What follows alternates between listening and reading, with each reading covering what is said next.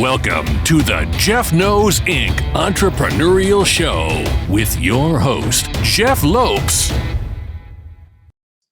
We are live on the Jeff Knows Inc. podcast. I'm your host, Jeff Lopes. Got to smile across from the screen here.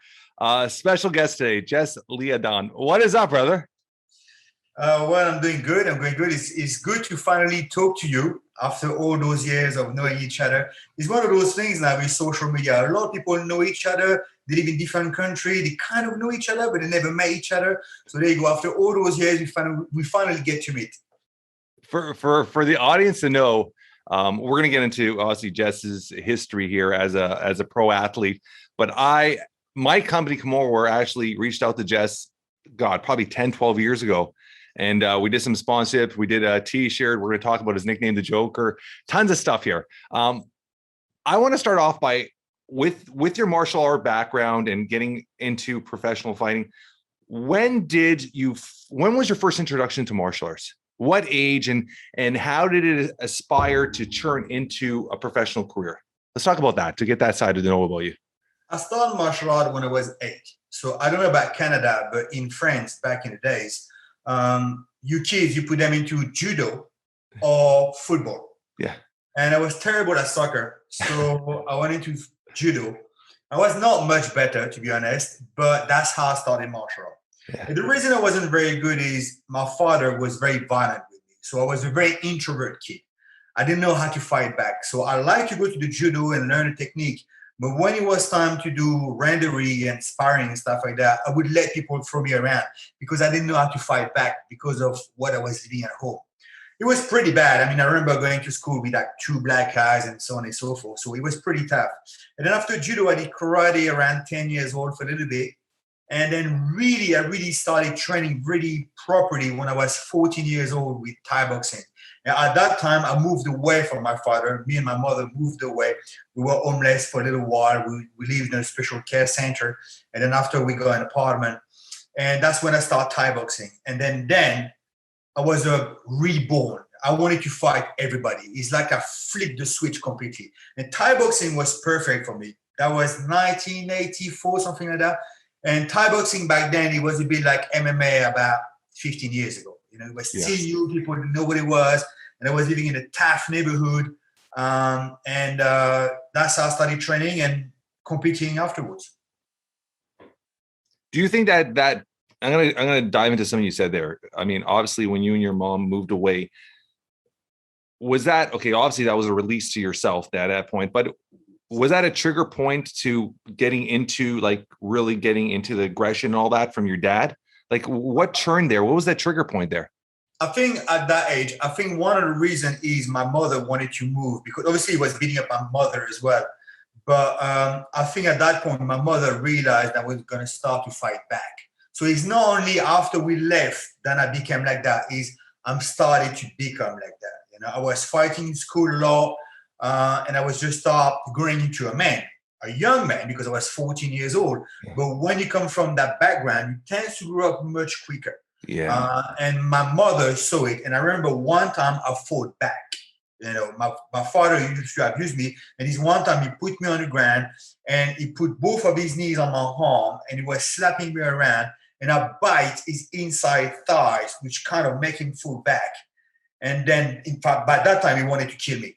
I remember him getting a knife. My mother was in front of him. And by then she knew that it was time for her to go because one of us is going to end up in a very bad spot. So it was a combination of two. And then I had all this aggression I've been burning up all those years inside me. And thank God I find martial art and specifically Thai boxing, which suited me perfectly. And I put all my heart and soul into it. And, the rest is history. I'm going to ask you one more question and we'll drop this topic, but have you kept a relationship with your father after that or? No, I've never heard of him again. I've never was interested. Yeah. And I never really thought about it. I know it's part of my person. I'm not making a big deal about it. You know, I never find myself being, I don't know how to explain it, but basically it's also part of I'm a very introvert person. I don't speak to people very much. I don't like to go Even now, I have no problem with my mother and my sister. I've got like 4 sisters and I love them dearly, but I don't really keep in touch with them. I kind of learned from a young age to keep myself to myself. I was very independent. I was living in my own little world. And as much as I love my mother, I would probably talk to her maybe 4 times a year. I barely ever talk to my sister, even so I love them. It's because I think I just created a shell around me, which kind of helped me because when I was moving in country, like in the States or in Japan, where I didn't speak the language and I had to find jobs and stuff like that, I didn't rely on anybody else but myself. So on the same time, it was a strength. But on the time, I also feel very lonely. I don't make friends very easily. I can't really say I've got a very, very close friend. And even so, sometimes I start building a relationship with people. I don't really get in touch. I don't really know how to handle it. I don't really know how to, is this too much? Is it not enough? It's very weird. So, but besides that, I think I'm a pretty balanced person. I'm gonna say one thing here, then we'll kind of pass on to continue the martial art. It's the whole mindset where I talk about this a lot, and one thing about me, I know you probably don't know, is I actually coach a lot of dads and stuff like that too, and it's a living with no regrets. And I think a lot of times, time passes, we're so secluded in our own careers and our own lives, and all of a sudden something happens to a loved one. And I went 9 months ago, my dad passed away. And I had a very, very close relationship with him. But you still, even though I saw him on a regular basis, I talked to my dad on a regular basis, I still had regrets. I wish I did more things with him. So it's like, sometimes it's okay to go out of that way and reach out to your mom and to your sister and stuff, because there is going to be a time when we're just a path on a journey, our lives. Anything can happen in seconds. And with something happening, and then you have those regrets, like I should have reached out more, such stuff. So just keep that in mind, that it's okay to reach out more, even though you feel like you're okay on your own, but it's precious, because there's nothing like that bond of family too, right? So even though reaching out and stuff like that, sometimes. It's not that I don't care, but also. Oh, I know you love them. You said that. You've said that more than once. I don't mean it in a negative way, but I'm saying in a way like it's sometimes we live with, we do stuff and that we have regrets later on in life, right? Yeah. I think, I guess I've got to force myself in a way. I know it doesn't sound good to say it that way, but also I'm so driven by my career, by work, by achieving something, because I come from nothing. I'm 14 years old when all of this happened. I stopped school. I've got no qualification. Yeah. So I start, I'm so driven into having success. And also when I talk to my mother, we've got nothing really to say to each other. She doesn't understand my word. I don't understand her. You know how it is when you talk to her. You start talking about the neighbor and the dog is shitting alone, and you don't care. So and I still call her and I'm like, yeah, I'm pretending. And then, I fought with your sister and this. I'm like, yeah. So really, I don't really know what to say. So, but I guess if she wasn't so far away, because I live in a different country, perhaps I would go and see her more often. I would make a lot more effort and stuff like that. But also, I suppose I'm very driven by having success, because nobody ever done anything for me. So I feel like if I let go, I don't want to go back to the bottom and start everything from zero again. So I'm very. What's your vision of success? What level do you need to get to? Because I look at you and I see success, because you're in an industry that millions and millions of people try to get into and have a career with and struggle, and you're making a decent living off it. You're doing well. You got to the top level and did extremely well. Like I was just watching yesterday some of your fights, extremely well at the UFC level. Like you got to the top level as a pro athlete. You're getting obviously a lot of work as an actor and as a stuntman. We'll talk about that. Where is, to you, success? Where do you vision success? I'm never gonna achieve success. I'm very aware of that. When I stopped my fighting career, I realized, what, none of this made me happy, because it was never enough. As soon as you finish your fight, you go in the locker room, you're excited, you talk about this, but straight away in the press conference, so who you fighting next? And then the next day, people are already thinking, and we're moving on. All of those efforts, getting beat up in the gym, running up and down the hill at 6 o'clock in the morning, shitting yourself for the whole week, being nervous, cutting the weights, you're fighting, you're getting beat up, you win, you got this explosion inside you. And then within an hour, it's gone. We're moving on. So I know that even so tomorrow, I might even have a very big movie, work with Michael Bay, with Michael Mann, win an Oscar. I still won't be satisfied. What makes me happy is the drive, is to keep moving forward, is to feel like I'm doing something with my life. My first ever job, I was 11 or 12 years old. Yeah. I went to different stores, tried to find a job. Nobody wanted me. And I went to a farm, a goat farm. And I said, oh, can I get a job? Because I remember my mom used to buy cheese over there. And they said, what do you mean? I said, I don't want to get paid. I don't want no money. I just want a job. So they felt sorry for me and they give me a job. On a Wednesday, on a weekend, I would go there and I would feed the goat, clean up the poo. I would learn how to get the milk out of them. And I didn't want any money. You know why? All I wanted to do is to feel like I was doing something with my life, like I was worth something. And I think this never went away. And today, when I'm driven in acting and always doing better and walking and stuff like that, is the whole sensation of walking and doing something and driving forward. That's what makes me happy. I know I never, even if I reach my goal, I know that's never going to make me happy. Money doesn't interest me. I mean, it helps. Fame and all those, it doesn't interest me. It's that drive. It's always try to do better and pushing myself and manage to achieve something and then keep going forward. That's what makes me happy.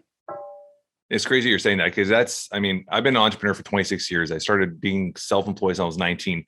And a true entrepreneur, everything you described as an entrepreneur, they're never satisfied. There's always that next venture, that next opportunity, the next things. Even when they succeed financially or anything, it's always what's next. And I always say you put the top entrepreneurs in the world and you put the top athletes in the world, they have the same drive. So it's everything you're saying is dead on. And I guarantee a lot of people could relate to that, right? Which is so important. So when did martial arts become, actually, when did you step in the cage or into the ring the first time? What age were you? I started Thai boxing at 14. I had my first fight as an amateur at 16. And then very quickly, I did the French championship. So it might not seem much like for North America and doing French championship in Thai boxing. But back in the 80s, Thai boxing was huge in Europe, especially in France and in Holland. Yeah. You know, beside Thailand, that was perhaps the two other countries when people were the elite in Thai boxing.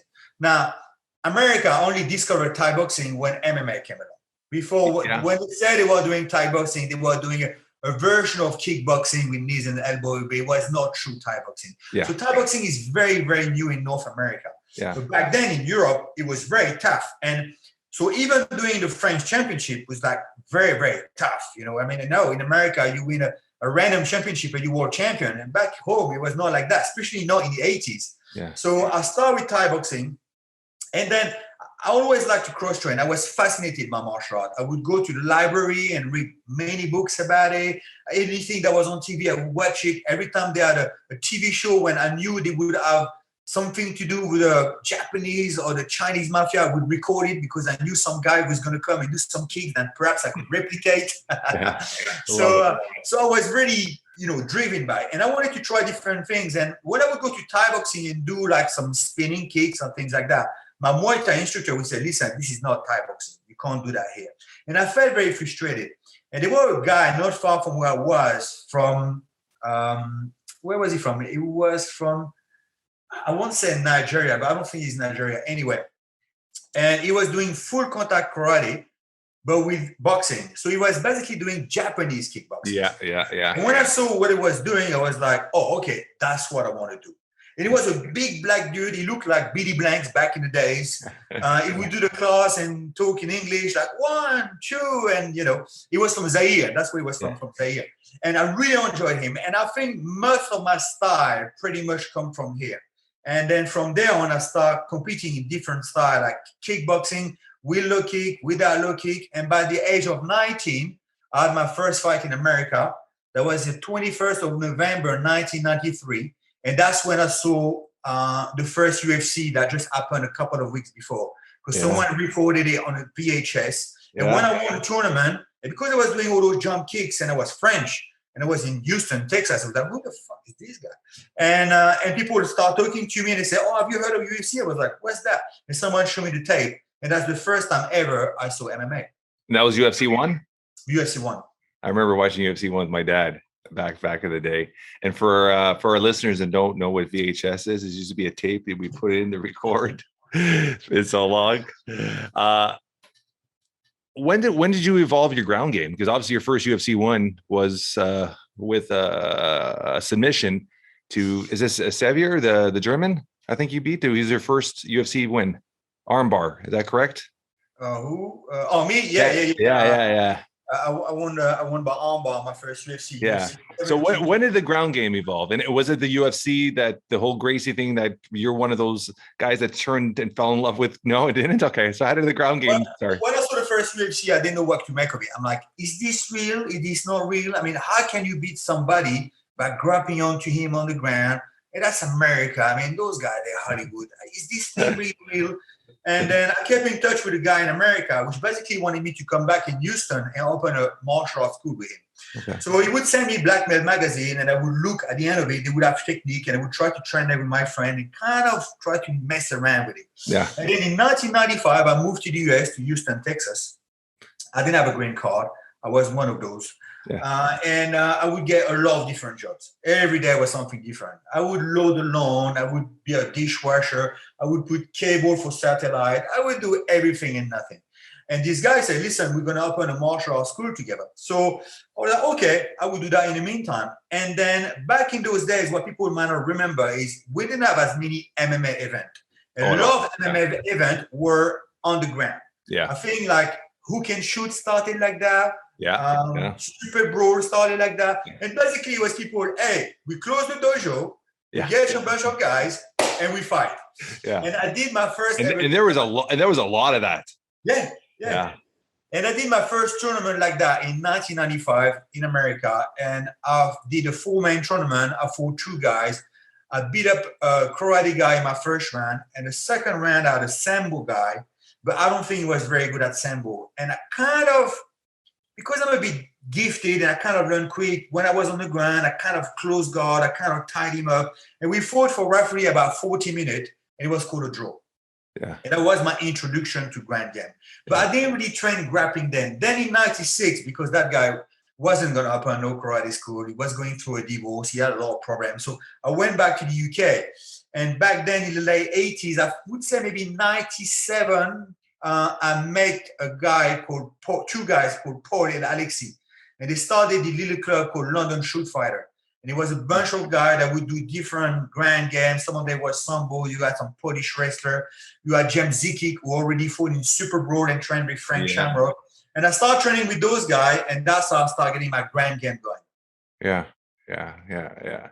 So I was just checking something out on you, and it said that I guess it was your first fight. You put a note saying that you had applied for the UFC 13 years prior.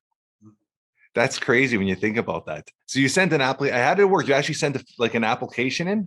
Yeah, it was about, I think 13 or 14 years earlier. Basically, Black Belt magazine was still advertising, if you want to fight in the UFC, fill up this form. Yeah. So I did fill up that form and I just sent it, Obviously, I was aware that I wasn't going to get picked. I wasn't a big guy back then. I was, a natural 170. Yeah. I didn't have, like all those guys, they were all world champion. I wasn't one of those. Yeah. So I didn't get picked up, but I did send an application to the UFC back then. And then 14 years later, I get hand up in the UFC. After the UFC, you're in the UFC for how many fights? 5. 5 fights. After the UFC, you still try to continue your career for how long after that? I can't remember how many. I think maybe it might be 4 years or something like that. I know I went 6-0 after that. And I fought some tough guy. Right after the UFC, there was another guy in line to sign for the UFC. And this guy was very tough. And nobody wanted to fight him in the UK. In fact, at that point, the fight prior me, he beat up a guy, Mad Dog, that ended up signing for the UFC. So this guy was very tough. So I was his ticket to get to the UFC. Yeah. I was like, sure, why not tough, for, the toughest guy. And not only I fought him, but I won fairly easily and by knockout in the first round. So I thought, okay, maybe the UFC might think, hey, let's bring him back. They weren't interested. So I kept beating up guys. But eventually I realized they don't want me back. I'm too old. And now I'm getting into my late 30s. Yeah. They don't know what to do with me. So when I realized there's no way for me to get back into UFC, I was like, what's the point of this? I'm fighting for $1,000 here and there. All those guys, I'm a great opportunity for them because they can move on to the UFC. Me, it's just another win. What's the point of that? Yeah. Let's talk about that, because for people who are just observers and fans watching from home that don't realize, even I won't even get even to the UFC level. I'm sure it's changed now a bit, but still getting into the UFC, if you're in the undercard and stuff like that, or if you're not in the top 15, you're not making real money. It's a hard career. And just like you said, if you're fighting these local shows, you're getting $1,000, $1,500. Like, you're training as a pro athlete for 3 months, 2 months to get ready for a fight. You have trainers, you have nutrition, you have supplements, most of these guys are struggling. They're not even making enough to survive as an athlete. How hard is that? And do you see in the near future anything changing in that direction, or is this something that's going to continue in this field, in this sport, I should say? Well, let's put things back in perspective. When I started fighting professionally in the UK, I was getting paid £50 a fight. £50. Then he went, which is 50 pounds is what equivalent to Canadian. We're from Canada here. I say 100, $120 tops. I don't know. I'm not even sure if it's that, but 50 quid is nothing. Yeah. So, and then after he went to 200, 250, it wasn't that much. Yeah. It was only when I started fighting in cage rage, I was making maybe 800. It's not that much. And my first fight in UFC was 3-3. So $3,000 to fight, and you got another $3,000 if you win. Now, how can you prepare for that? My second one was 6-6. It was the same. This time I decided to go and train in America. So we train in Team Quest. So if you remove the flight, the room that you need to pay, and the food, and the renting the car, and so on and so forth, you're barely making any money. Now, that was 15 years ago. Obviously, those guys now get paid a lot more. Also, a thing you have to get in mind is, back in the days when you were a pro fighter, you had very little chance to fight in the UFC. It was a bit of a gamble. It doesn't matter if you went 10-0 or not. It didn't have that many events. It was very tough. If you would lose one fight, you were done. Yeah. And now it's a different ball game. Now I can see guys that started MMA 3 years ago, and now the UFC are the contender. Yeah. Cyril Gane, he came into the UFC with 3 fights. 3 fights. Obviously, he's an heavyweight. It's different, Yeah. But you got guys now coming to UFC, and a lot of them, and they started 3-4 years earlier with a guarantee, pretty much. You know what? If you win, if you're a tough guy, if you're entertaining, you're going to sign the UFC. We didn't have that back in the days. And also now, people understand the politics of it. They know, okay, I'll sign with the UFC. Now I've got 2 options. I can win a few fights, lose a few, and be a local tough guy and say I'll fight in the UFC. Or am I taking this seriously? And now, take care of my image, promote myself properly, make sure I'm entertaining before, during, and after the fight. I might be taking this as a real business. And if you do that, you can make money. You might not make Conor McGregor money, but you can make enough money. Yeah. And you could use your name to propel your career past that. I mean, I had on he's still quite a young man, Chad. You know Chad Mendes? Yeah. I had him on the podcast, and man, such an incredible young entrepreneur. I mean, he's running like 4 companies since he's left the UFC, and he used his name to build these networks, to build these little companies. And now he's out of the UFC, and he's got hunting companies. He's got he says all these brands. He makes spices. He does all this stuff, and he's doing extremely well now, and he used that name, that platform, to propel himself. So if you do that with social media, you could do well now, especially with the social media, if you learn how to build yourself as a brand. Yeah. Also, Chad is very marketable. He's a good-looking guy. He's got this amazing physique. Yeah. He arrived right after me when the UFC started coming up, so you had a lot more eyeballs on you. He went on top fight against Conor McGregor, which attracted a lot of people. So it's great publicity for you. So you got all those things coming at you. So if you can use that properly, Yeah. You can make good money.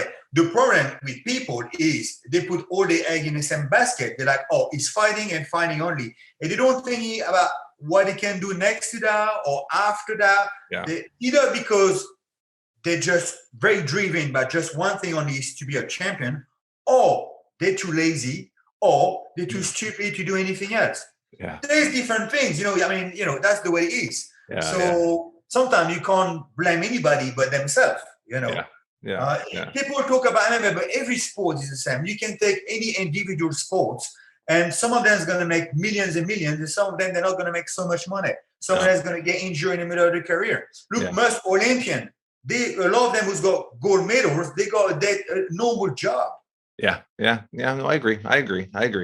And if you even like I've from North America, my son's heavily involved in baseball, and I've became friends with a lot of pro baseball players, and a lot of these guys, I mean, the people see them on TV in the major leagues and they're making millions, but before you get to the majors, you're going through minors, which is AAA, AA, single A. These guys are making $1,000 a month riding buses. And it is probably a 1-2% chance to making to the majors. And these guys are doing that for 4 or 5 years, making absolutely no money. So yeah, I agree. It's most sports are like that till you get to the top peak level and all that. In fact, the UFC have moved on so much the past 10 to 15 years. And I'm not going to say any name, but now you got fighters that understand all of this, the image and what else you can do. And some of those fighters are extremely popular, make a lot of money, and they haven't beat anybody. They beat guys that should be fighting in the undercard. Why? Because they know how to sell themselves. They understand how the whole image works. They got a podcast. They got this. They got that. They understand the game.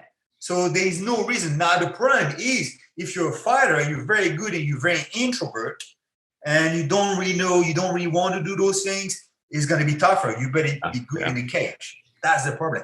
Yeah, I agree. But that's every sport. Of course. I think David Beckham, was he really the best football player ever? He was a very good football player. But he made most of his money from a lot of things because he was good looking and because he could sell himself. Yeah. The branding aspect, which is so important. And that goes to anything. I mean, you're an entrepreneur, you're a coach. It doesn't matter what you are. If you could propel your image and brand yourself properly, you make so much more money on it because it's just more eyeballs on you. The more eyeballs on you, the more people want to interact, the more people want to work with you. It's just a cycle. Let's talk about Jess as an actor. When was your first acting? Was it a commercial? Like when did you first get behind a camera? My first acting gig was back in 1996 or 1997. I was a dishwasher in London. I was getting paid £3 an hour. And then I was in the afternoon training with these Kung Fu people because they was doing demonstration, not only martial art demonstration, but they would do the lion dance and dragon dance. And and things like that. And I would train with them and I would do event. And sometimes, we would play in theater or business event. And I would make a few quid here and there. Yeah. Now, those guys, because they were acrobat and so on and so forth, they got an audition to work in a movie called The Nutcracker. And it was the first ever movie made for IMAX cinema. It was a short film. So I came along with them to the audition and I got a gig. So for about 7 weeks, I worked on that film. I played different characters, like one of the toy, and then they had some mouse jumping around. So I was doing that as well. And that was my first ever gig. And from the money I made from that allowed me to get my qualification so I can become lecturer and a personal trainer. And I stopped being a dishwasher. And then after that, I just left it on the side. I tried to do a few things. Back in the days, we didn't have the internet, but you had a newspaper. I think it was called Stage, and you would look through it, and you would have, ads looking for people. And I went to a few auditions, never really got anything. To be fair, my English wasn't very good. I remember also they were shooting Mortal Kombat 2, and I remember going to Shepperton Studio, blag my way in there, try to find where these people were to do an audition, and I got kicked back. And then I was after that concentrating on my personal training because I went from making £25 a day to £25 an hour. For me, it was a revelation. A guy had come from the street who was very poor for a very long time. And now I've got the opportunity to make money for myself. I was like, okay, I'm putting everything into that. In fact, I even had an impact on my MMA career because my job was always a priority for me.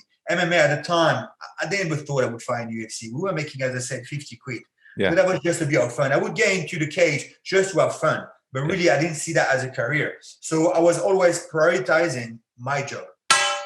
Yeah. Yeah. I love it. So when was the first like big action film or big film that you got an opportunity? And then I want to talk about what you said earlier before we went on air about being a stuntman and how the industry works. Because for people that are, once again, on the outside, they don't understand, it's a very hard industry. So you went from a fighting industry, which is crazily hard, to probably even a harder industry to break into and to make a career off.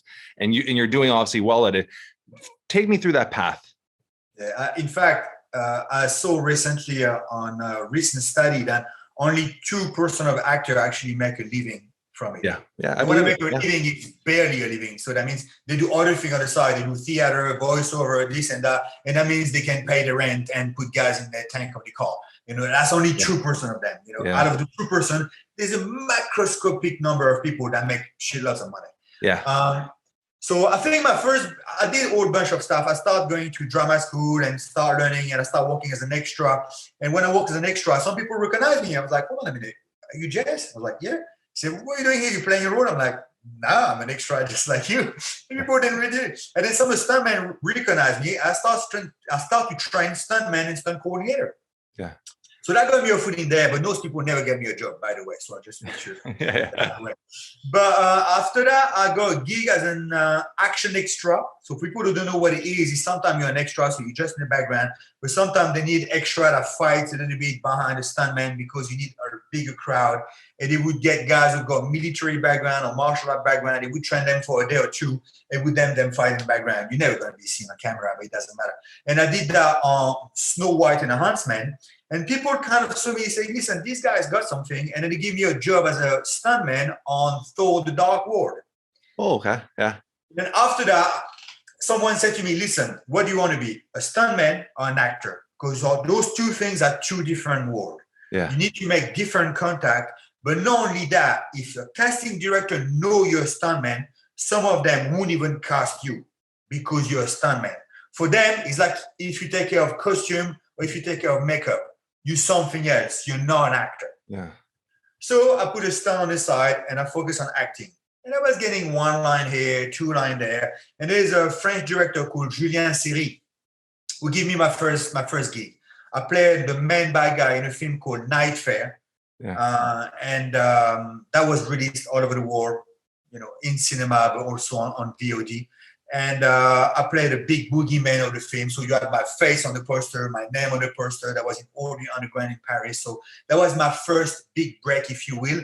And because I got a bit of noise right behind it, I got another film with Jean Reno called Anti-Gang. When I play a smaller role, but I got a cool fight scene in it.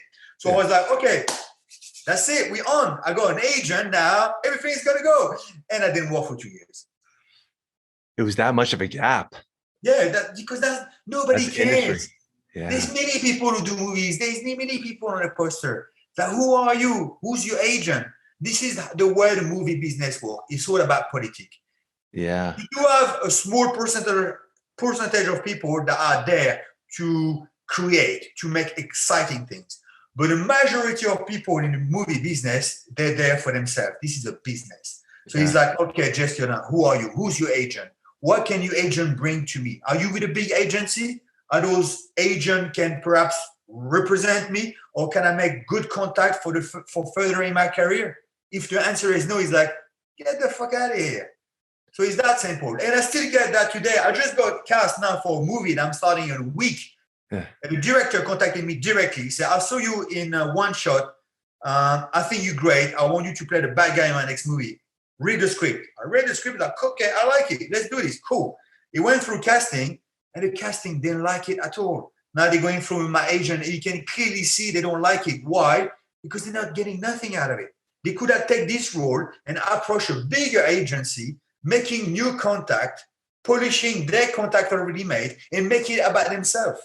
Yeah. So the movie business is very much like that. So if you don't bring nothing to nobody, it's going to be very hard to climb up the ladder.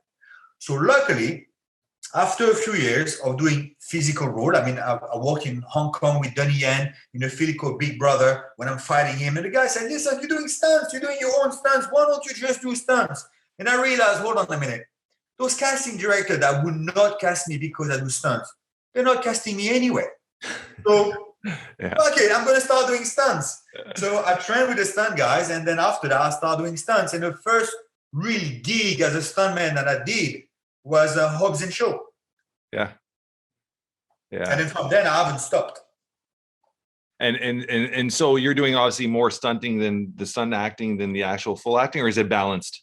Last year I did 9 projects, 9 film and TV show, and I think I did 4 stunts and 5 acting. How's the financial difference? Is there a financial difference between them? Depending what type of movie you do. If you do one of those straight to video movie as an actor, the pay is terrible. Yeah. You're doing it because you want to exist, because you want to be proactive. Yeah.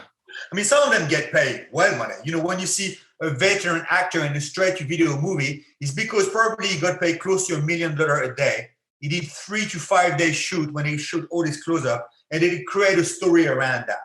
And maybe you've got an opportunity to get on this, but then there's no more money.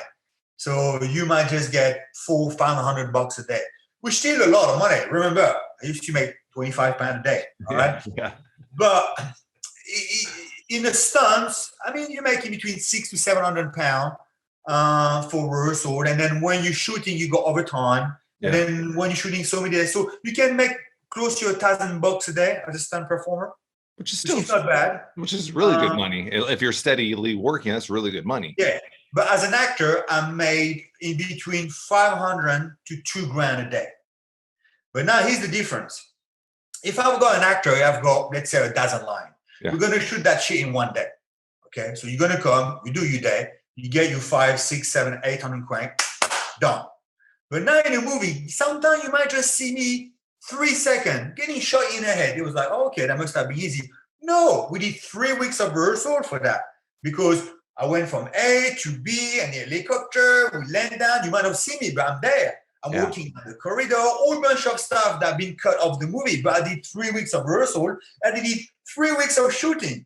So even so you see me in a movie getting shot within 3 seconds, I've done 6 weeks of works. So because of that, I make a lot more money from stunts. Yeah. So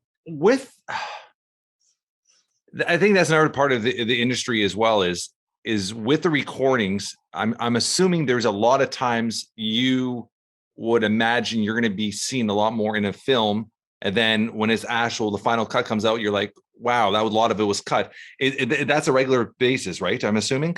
Yeah. That's all the time. Even as an actor, I worked in a very terrible movie called Holmes and Watson. Very terrible movie. I was so excited to work with them. And I had a role in it. And basically, you barely see me in the movie. I'm still in the credit. The credit is still there. And I'm still on it on IMDb. But all my stuff got cut off. And that happens all the time. Even in Night Fair, when I play one of the main characters, there's all bunch of... That's the way it happened. Because they make a movie, and then after they have to cut it, recut it, the producer come behind and say, oh, actually, how about we change this, we change that. Sometimes you can be one of the main character and you can barely be seen in the movie, which is even worse. Or cut completely, which that's terrible. You know, so yeah, you can't really be attached. But to be honest, when I work as an actor, what's the most exciting part for me is not to see myself on screen, it's to do the work, to be there on there and to live that moment. You know, to have an accent, to change my voice, to act, to react a different way, to hear the people, oh, that was good. You know, to do that's what the most exciting for me. The rest, being seeing myself and just, you know, playing with myself, looking at myself on the screen, that's not me. I don't care. Dude, where's the are you always trying to perfect your, like you're trying to perfect your art? Are you like still taking courses? Are you chilling out doing voice courses or anything like that? Are you always trying to perfect yourself, or at this level, at this point, you're just doing what you do? I'm trying to. The thing is, depending what kind of course you do, I find sometimes some of the courses are contradictory with each other. But sometimes you would go in a course and the guy giving the course, you realize he's never worked on a movie set because he's telling you the opposite of what you hear on a movie set. Sometimes you got to pick what you do. Sometimes I play with my friend. If I go to do an audition, I still do a lot of self-tape and I study them and I look at them and say, how is that going, this and that. Or sometimes I do an audition and I know I haven't. I'm like, you know what, maybe I should have done it that way. And I do it again myself. You know, I fought all over the world in a multitude of disciplines. Thai boxing, kickboxing, shoot boxing in Japan. I fought MMA, I fought in UFC. I competed in wrestling internationally, even in Iran. And I'm pretty much self-taught. You know, I had coach telling me things here and there. But I'm one of those guys, and I'm not the only one. There's plenty of people like that. We figure shit out myself. Yeah. You know, and I'm sure you know a lot of entrepreneurs. You can do seminars as much as you want, but really very quickly you understand how that works and you figure it out, isn't it? Yeah. I remember when I started watching some of the Pride video, I was like, oh, I see what technique you tried to do. I've never seen it before. I remember when I started grappling, there's a guy called Kamal Lok who helped me a lot. And he put me in a heel hook. I was like, oh, what's that? He said, that's a heel hook. And he took 5 seconds to show it to me. 2 minutes later, I caught him with the same move. So acting, I approach it the same way. Yes, I did classes, things like that, but I work a lot on instinct. Yeah. Sometimes I do have coach. Like right now, I'm preparing this role and I'm playing a Ukrainian.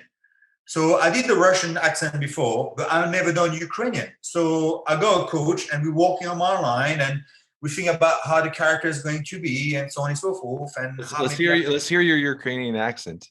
No, I'm not going to do it. If you change, you know, like for example, when Russians say H, you know, they say you know, that.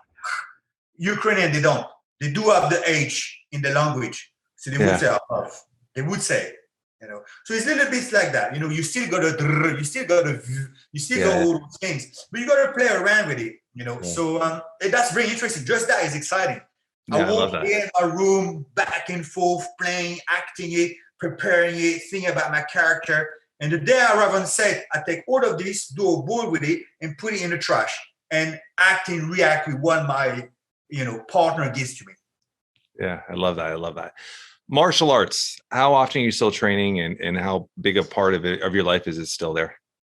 Not as much, for the reason being that I'm busy with work. Because I am who I am, wherever I train, sparring are never easy. You know, people always want to take your head off, your arm off. And I am very competitive. Now there's two things happening. Let's say tomorrow I go to the gym, I spar with a guy. I didn't do so well because my cardio wasn't very good, my reflex wasn't very good, and I'm not going to like it. So I'm going to say, okay, now I'm going to put more time into my conditioning, my training, because I want to beat that guy.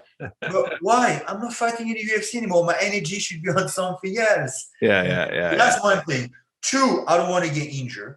Yeah, of course. You know, that's one thing. And sometimes it's just a scratch, it's just a bump, it's something. You even doing grappling, you caught a knee there, all of a sudden you have to go to work next week, and you say, what the fuck is that? Yeah. You know? So all those things. And also it's a question of time. I just finished working on Luther here, and I would have to leave home at 5:30 in the morning to beat traffic, to be on set at 8. We won't start before 9:30. We would work until 9:30 p.m. By the time I remove my costume and my makeup is about 10. I get home at 11:30. For 15, 16-hour days, huh? Yeah. By the time you try to eat something and it's midnight, you go to bed, you got to get up at 5.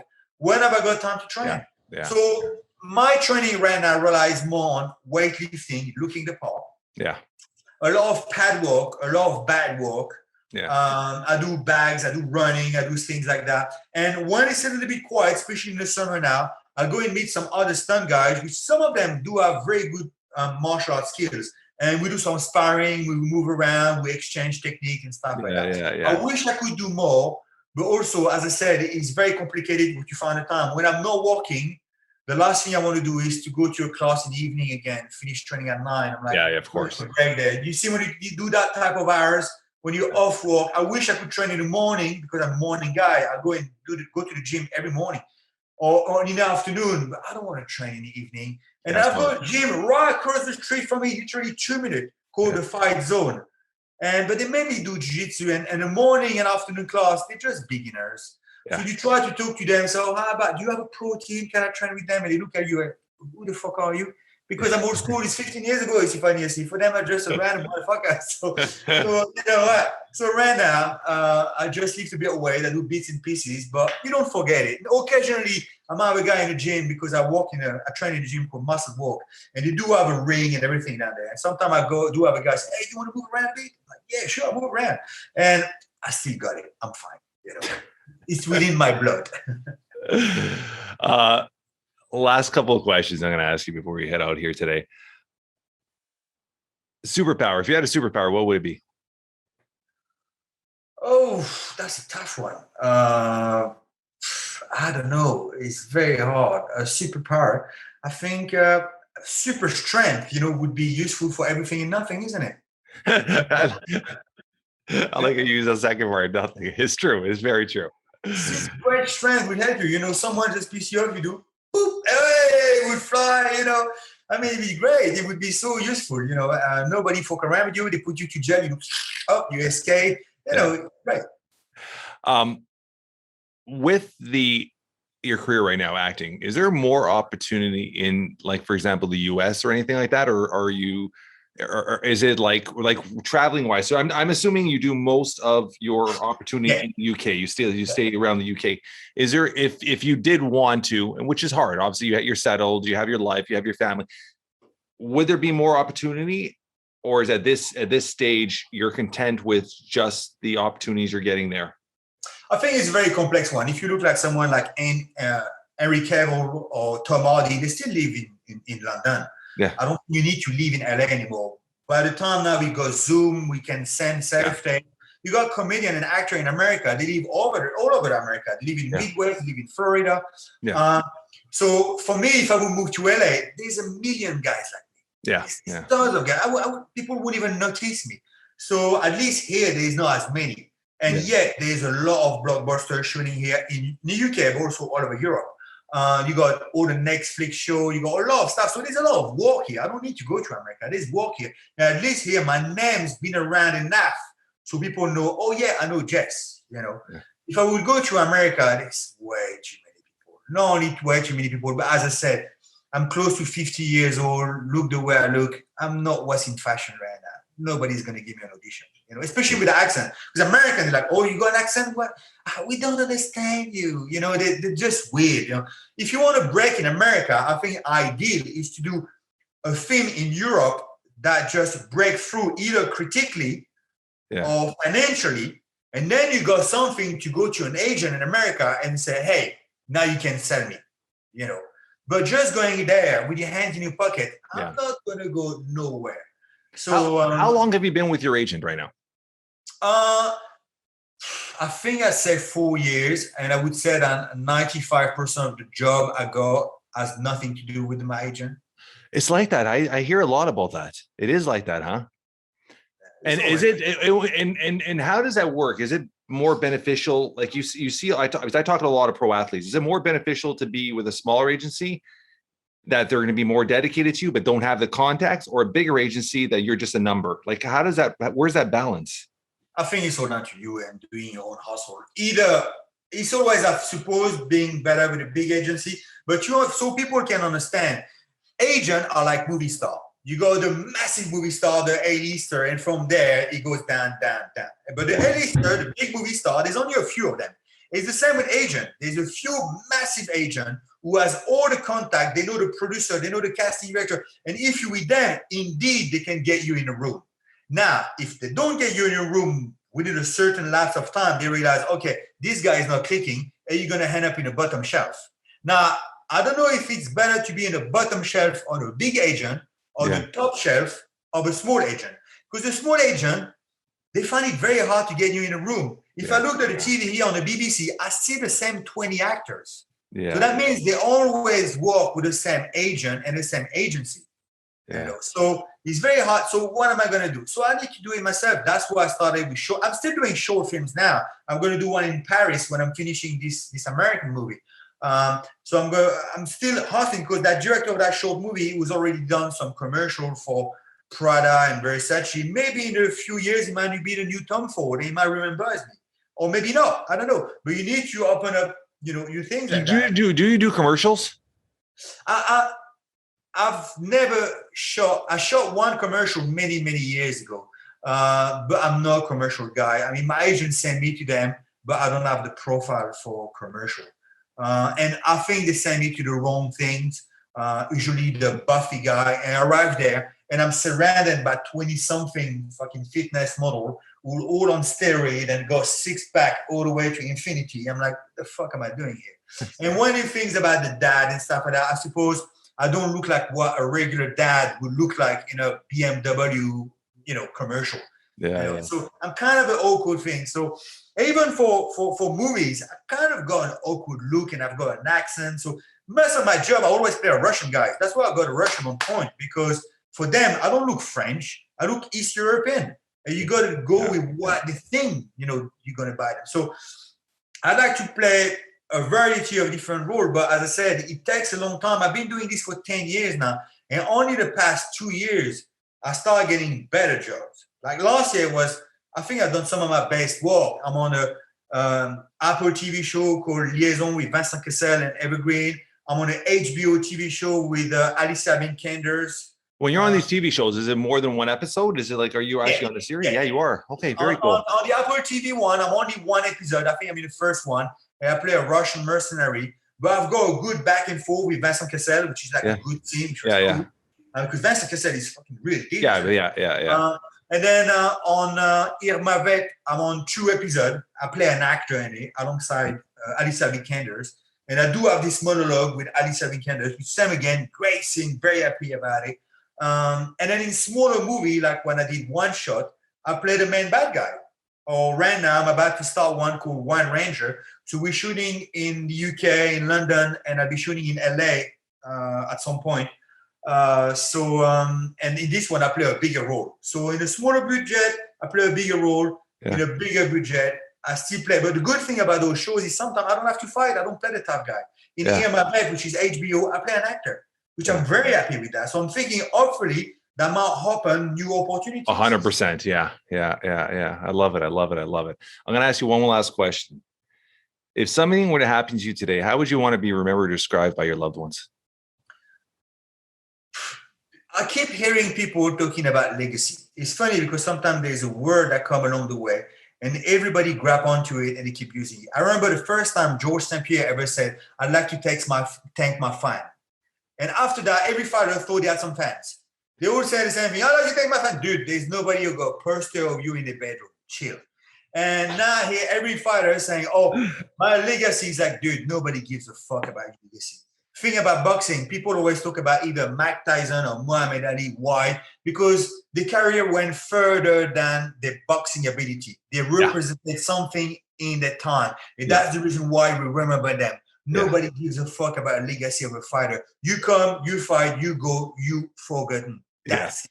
So I don't inspire. I'm never going to have any legacy. Nobody ever going to remember Jess Liaudin. When I'm dead, I'm dead. I don't have any children. I'm not even giving something to anybody else. So when I'm dead, I will not be remembered, and I'm perfectly fine with it because all I want to do is to live my life to the fullest right now. I don't want to focus on when I'm going to be old. I'm already old enough now. I'm close to 50. Before you know it, my willy is not going to work as well anymore. My back's going to be more painful. So I need to enjoy my life right now. And when I'm dead, I let it go. I'm dead. So to answer your question, how am I going to be remembered? I don't give a fuck. I'm going to use that as our highlighter for this whole podcast. I love it. And it's something I always say too. I mean, a lot of people in life, they're so focused on the past. They're so focused on the negativity or something that's happening and that just drives them. Or they're so focused on the future. And a lot of times we just got to look down at our feet and be where we are right now, be present. And I think that's such a gift. If you can learn how to be present, it's such a gift. Or so focus on what everybody else think of them. Yeah, 100%. Because I think that a lot of that's media driven too, right? I mean, you're people living in a society where how many likes or how many views they get conducts how their mood is that day, which is so fucking sad. Let me tell you something briefly about that. Okay. Because of my background, because I never felt like I was loved by my father, I never really had a family thing. I suppose part of me fighting was thinking that maybe all those people watch me fight, they might love me and they might just make me happy. All those eyeballs on me and being put on a pedestrian might just make me more happy. It never did. It never did. I went in cover a magazine. I fought in major arena. I lived all those things. And at the end of the day, you're always by yourself. None of this fame, as little as it was, I'm not pretending to have been extremely famous, but whatever fame that I ever had never really made me happy. And that's the reason why now when I do a movie, I don't think about what's going to happen, how the film's going to be shot, edited, cut, distributed. I've got no control on that. So I don't know what people are going to see. So I need to enjoy the moment right now, what I'm doing at this moment. So I think for me, fighting, I did some good things, but I've learned a lot. That gave me so much more life lesson that now in my new career as an actor, I can appreciate it even more. Even so it's more political than fighting was, I'm enjoying it even more for what it is and what I can control. I love it. I love it. I love it. This is awesome. I do have one last question I wanted to ask you. Where'd you get the nickname Joker from? Stephen Quadro gave it to me. Stephen Quadro is for the youngster. Yeah. I know who he is. Yeah. MMA commentator. First of all, I think he was doing King of the Cage, and he did Pride and those, and he used to do Cage Rage. Yeah. And when behind the scene one time I was doing an interview, he looked at me and said, "You make me think of the Joker because you always got this light-hearted attitude, but sometimes you can switch. Yeah. You know, I can see in your eyes, and it does happen." I just got out of prime on a movie set there. And I think I said, when the director said to me, "Is there a problem?" I said, no, there's no problem. But I suppose my eyes was just telling her the story because I was sent to my trailer for the rest of the day. I think that's what Stephen Quattro meant. And basically, he called me the Joker, and since then, it stayed. I love it. I love it. I love it. This is awesome, buddy. Where could the audience get a hold of you, follow you, all that stuff? I'm not on Twitter because I'd like to keep an healthy life. They can just find me on Instagram at my name, Jess Liaudin. Love it. Love it. Love it. Thank you so much, brothers. This has been awesome. Thanks very much.